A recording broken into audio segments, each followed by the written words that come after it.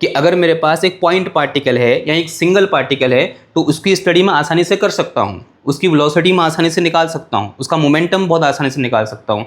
लेकिन मेरे पास collection of particle है तो थोड़ा सा क्या हो जाती है, हमको डिफिकल्टी हो जाती है।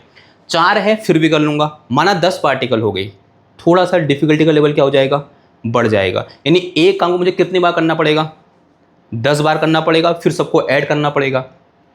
अगर 20 पार्टिकल हो तो समस्या और बढ़ जाएगी।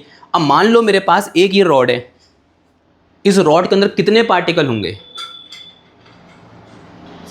अनगिनत पार्टिकल होंगे, यानी इतने होंगे कि उतनी गिनती भी नहीं आती मेरे को।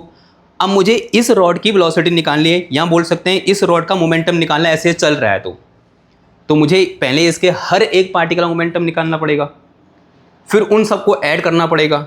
अब कितने पार्टिकल हैं, माना 10 की पावर 50 पार्टिकल हैं, 10 की पावर 50 पार्टिकल हैं, तो मुझे 10 की पावर 50 पार्टिकल की अलग अलग वेलोसिटी निकालनी पड़ेगी, फिर सबको ऐड करना पड़ेगा, फिर इसके मास को उस वेलोसिटी से मल्टीप्लाई करना पड़ेगा। क्या आएगा, इसका मोमेंटम आएगा।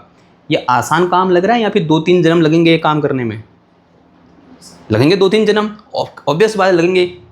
तुम लिखते लिखते थक जाओगे, उम्र चले जाएगी, फिर भी वहाँ तक नहीं पहुँच पाओगे 10 की पावर 50 पार्टिकल तक। तो इसी समस्या को रिजॉल्व करने के लिए एक कॉन्सेप्ट लाया गया, क्या, concept of centre of mass.